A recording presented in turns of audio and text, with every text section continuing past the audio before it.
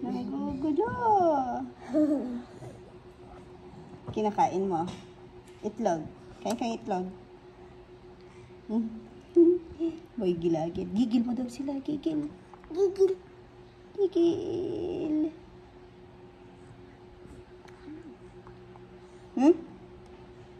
Eh? Ganito gigil o. Yan. Ay. Ninay.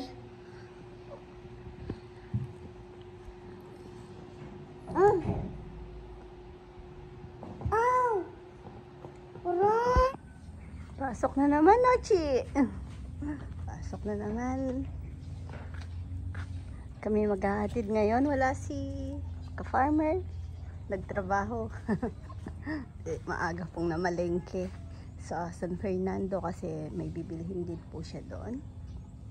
Hey, ika lang kapag si Shadog nangihila na naman ng short. Shadog. Hintay ko lang si Nenay, sama daw. Ay, di ko na nakilala tong sampalukan, no. Kailangan ng matrim. Laki na ng mga talisay. Dapat natitrim din.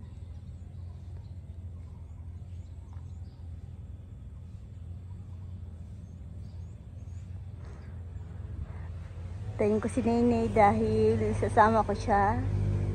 Walang wala rin pala si Mama Beth po, bakasyon grande. Birthday po kasi siya. Kahit pala hindi niya bakasyon, madalas naman po siyang nagbabakasyon grande. Shoutout kay Mama Beth.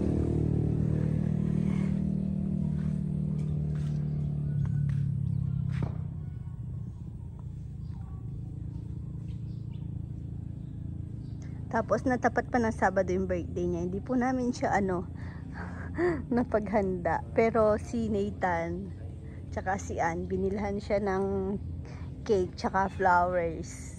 Nung Saturday, umalis sila ng maaga. Tapos plano kasi namin, kasi syempre si Mama Beth mas masaya pag yung mga sa side niya, yung kasama niya, yung kapatid niya, mga tito ko tsaka sa San Fernando. Kaso nga po na taon na Sabado. Tapos weekdays may mga pasok na daw. Ay, hindi naman po kami natuloy. Tagal ni Bonay-nay. Nakipapayam eh. Sabi ko, but na lang.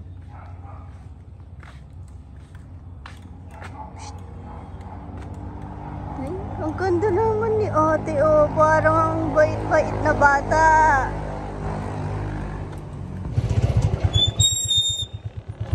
Bye-bye ka na, bye-bye! Ang saya ni Nenay. Oh, ganyan yan.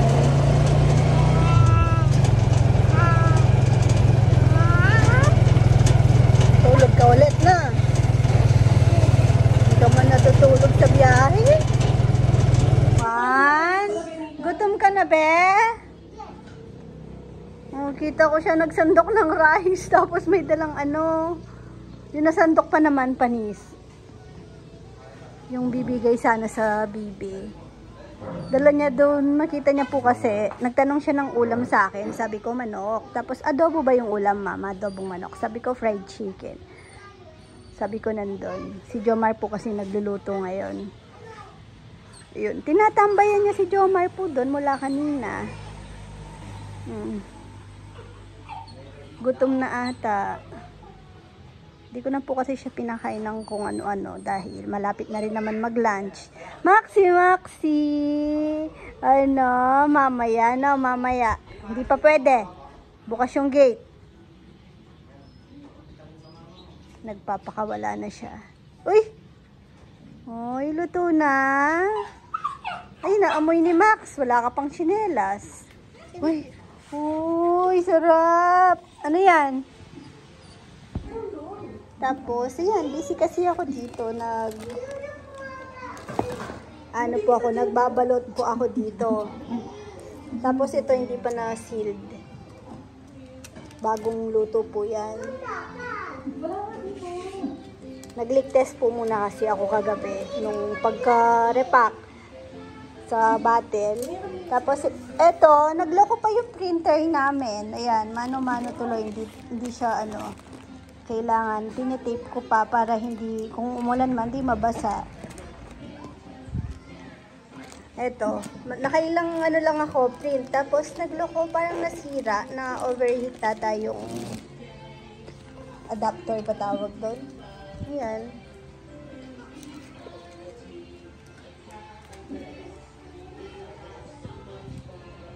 Ganyan po lagi tsura ng bahay. Madaming box.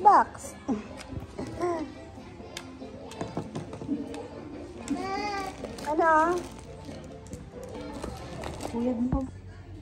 Ayan. Tapos na. Order na po kayo dahil masaya po akong nagbabalot. Ay, anong nangyari? Parang dinaanan ng tong harap. Tignan niyo. Wala. Lock chinelas. Baka nilipad ng hangin. Kasi po, pag malakas sa hangin dito, dahil yan open kami. Tapos pala yan sa harap, malakas hangin dito, nagliliparan pong lahat. Mga kalat, dahon. Yun po yung disadvantage. Pero okay lang naman. Mas gusto ko pa rin ata yung tahimik na ganito kaysa dun sa, parang di na po kasi ako sanay sa baryo. Yung baryo, yung tawag doon, parang tabi-tabi na po. Masaya yung ganun, pero kasi dati sa Guagua ganun din naman po kami. Pag nasa Guagua ako, hindi na ako sanay naiingayan na ako. Pati nga dun sa bahay dun sa baryo kina mama, pag nandun kami, naiingayan na rin po kami sa mga motor, sasakyan, yung iba-ibang yung naririnig mo. Kahit sina Rambo daw, si Saysay, pag nasa baryo din daw po siya. Di na din daw po sila sanay sa ingay, masigla.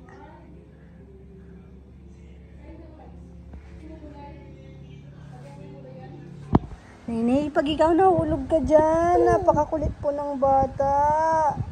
Ay! Ay! Lalaking-lalaki. Oh, ang ingay pa niyan. Sinong tinatawag mo, Ney? Sinong tinatawag mo? Ha? Bawal maingay? Ang ingay niya. Sinong tinatawag mo? Nakikigaya si Rowan. Baliktad. Siya nang gumagaya. Nene!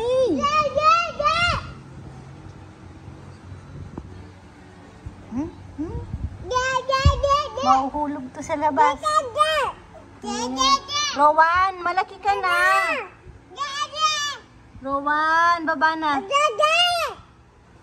Oh, wag mong hilahin. Hawak ko siya.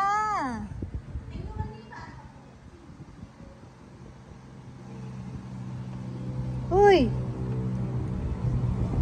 Huh?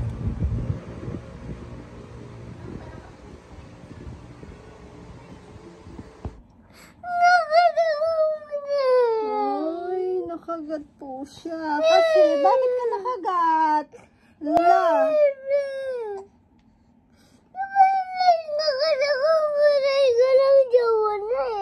Kinukuha mo yung sinubo niya. Ano na namang sinubo mong bata ka? Tingnan niyo tumakbo.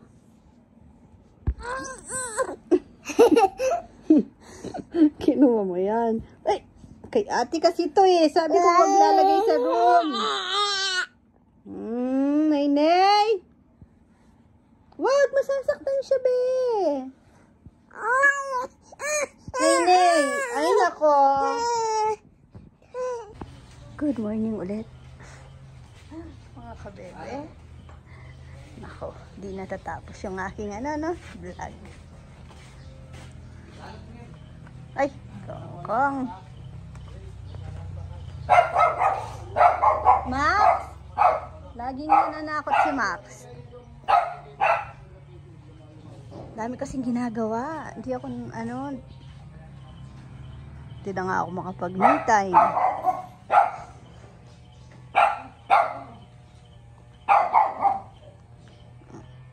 si Nene, buti na lang sumama kay Papayam. Pero ayaw niya kasi kay Papayam talaga. Madalas po nakikita niyo lang siya sa vlog po ni Ka-Farmer, pero kung di niya na ako makita, hindi na siya iyak. Pero pag nakita niya ako, iiyak siya. Pag inakyat ko siya sa kwarto, kahit kaming dalawa lang, tahimik lang po siya. Kaso yun lang, wala akong magagawa.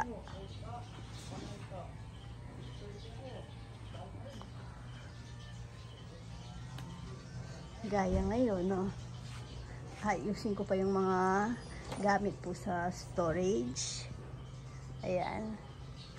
Yung na-pick up namin sa Victory, hindi ko pa naayos. Yan, nilalabas ko pa lang ngayon. Kaso may mabigat kasi. Dito ko na lang ilalabas. Tapos magpapatulong na lang ako maglagay sa storage. Tapos ayan, lalaban ko pa tong stroller. Madumi na. Rocker ni Bonaynay. Meron pa dun nakahilerang mga hugasin na ginamit na mga kawa para pang chili paste. Pero, ayan. Nakaka-relax sa likod kasi ang ganda ng aking mga halaman ngayon.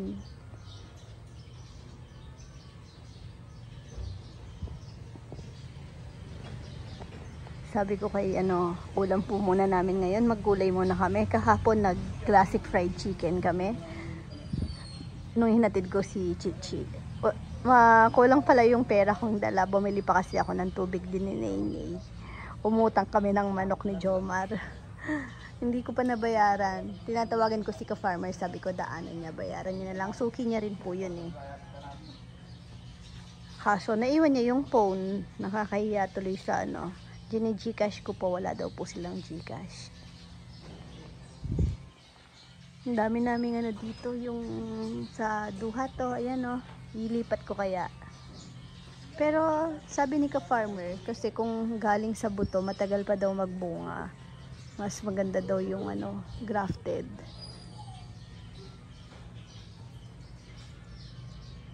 Pero ito nga, galing din naman yan sa sa buto. Siguro mga 5 years, kung di naman kayo nagmamadali.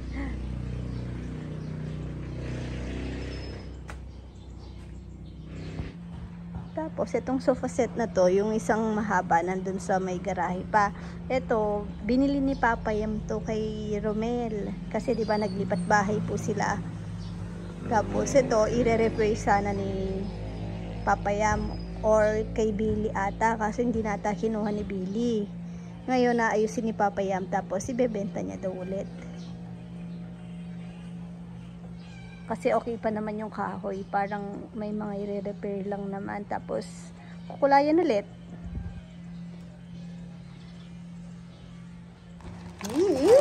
Huwag mo siyang guluhin. Naglalaro siya eh. Nilalaro niya yung... Hindi naman laruan eh. Hindi yan laruan. Hindi nga naman yan laruan eh. Paano tayo maglilinis yan? Kasi kahapon, nag-grocery kayo ni Papa? Ha? Ayan mo na, baka masugat kamay.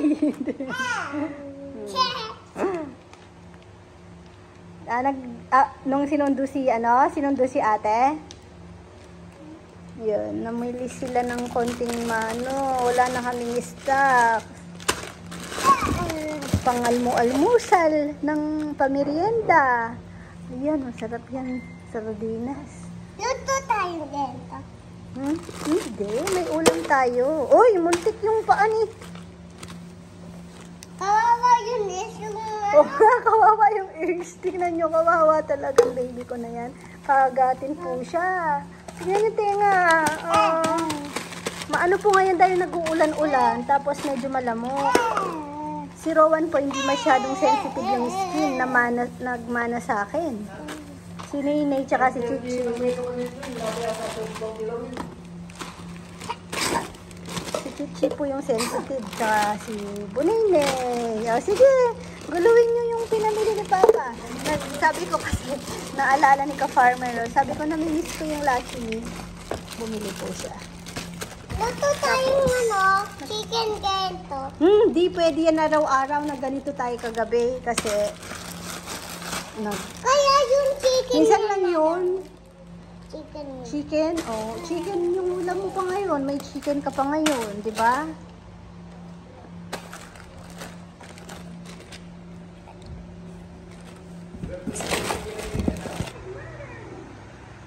Sarap ng tulog ng aking baby. Time check, 2 p.m. Yung isa board na board. Sabi ko wag po siyang maingay kasi busy po ako sa labas. Nililinis ko yung laundry room. Dahil ano, yung daming tambak na naman.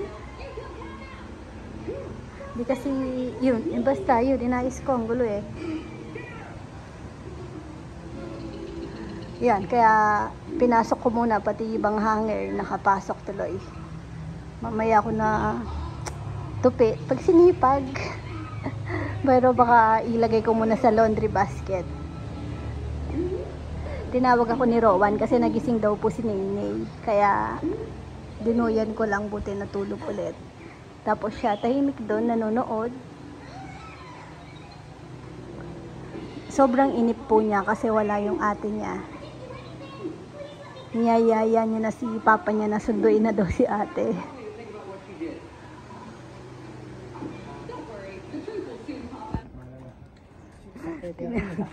Oy, may nag-aaway na naman. May pisikalan, hindi, joke lang. Hanggang salita lang mga yan, ganyan na pong mga yan. Talagang ganyan yung anila, lambingan. Kung di mo nakikita, kala mo brutal na ano, no? May krimeng nangyayari. Nabulok na kasi dapat nung isang araw ko pa po yan itinatanim. Kaso, ano nangyari sa lupa kong? Oh. Mga before 3:30, pwede pa naman, nabot pa. Bakit? Maga pa naman, di ba? Kaso, si Kongkong, kinuha yung lupa ko dito. Nilipat sa kanyang talong. Dito, oh, sa talungan. Fertilizer po yun, eh, na may lupa na may fertilizer. Di ko tuloy natanim agad yung sibuyas. Yan na lang natira. Ilan to, Kong? 6 lang? Ay, pwede luya dito. Luya. Namimiss ko mag-harvest ng luya. Dapat buhagag sa luya eh.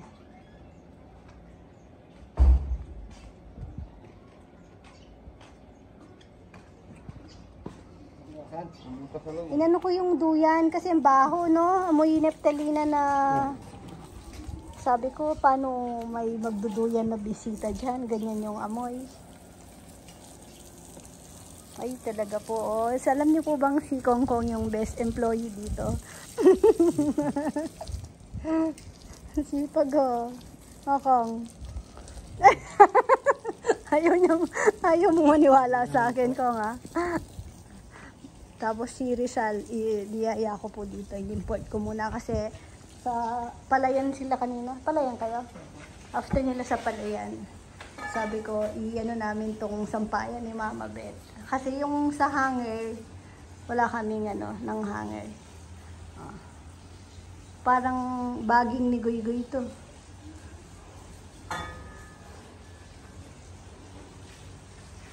Ayan. Ayos-ayos namin dito. Habang nagluluto ng chili paste. Si Jello. Banderitas ni Jello. Naglabas siya ng uniform niya. Sa ano sila nag-aaral sa Exact College of Asia. Yun yung stroller ni Bunaynay.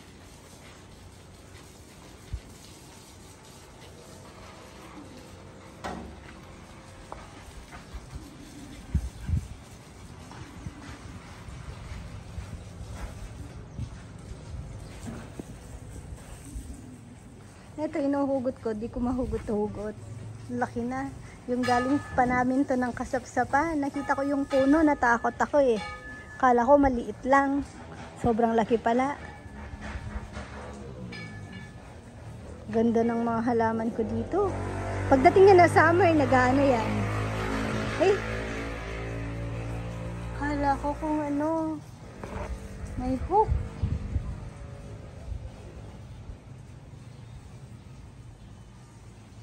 Kaka-relax, no? Pag puro greens.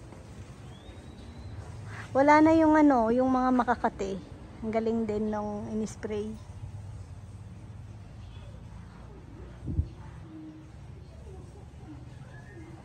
Bebe. Hindi pong ngiting si Banay. Gusto ko pa siya. Tabi. Busog ka? Tulog ka na? Ati din. Gutom din eh. Gutom? Busog? Busog yun eh. Nagigising si Bunene. Hindi naman eh. Gusto siyang kikis.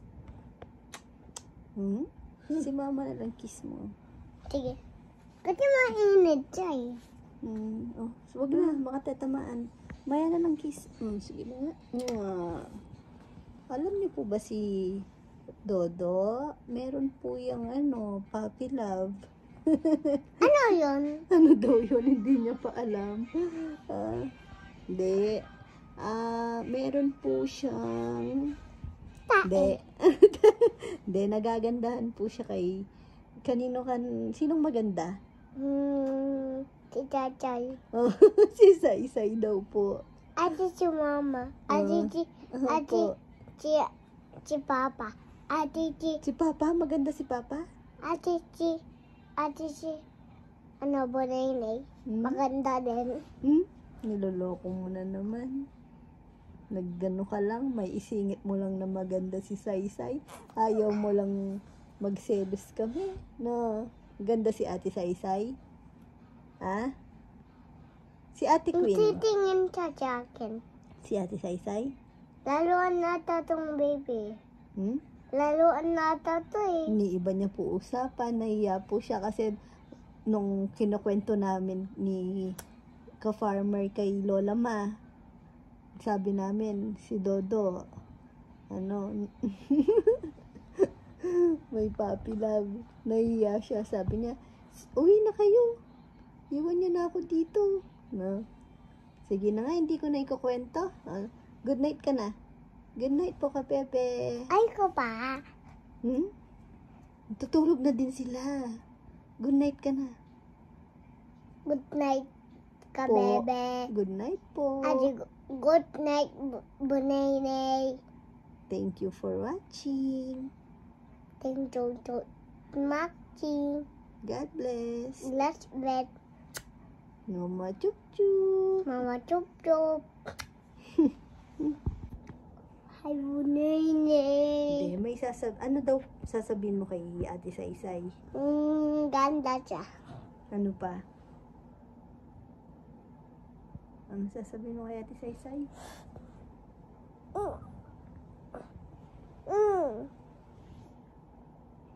Mapapanood ni Ate Saysay ito. Maririnig niya yung sasabihin mo. Ano sasabihin mo sa kanya? Mama. Pag nag-school siya, anong sasabihin mo? Sabi ko kanya, parang na siyang may hawak-hawak si Kuya Jello. Sabi niya, wag na sila may hawak-hawak sa school niya. Anong hawak-hawak? Yun bread. Bread? Okay na, yung loob niya, si singlet. Spanish bread. Opo. Nagbaon sila? Opo. Gusto ko kainin lahat. Sige. Bye-bye mo na si Ate Saysay. Bakit Chacho? Ay, talagang may kiss si Ate Saysay.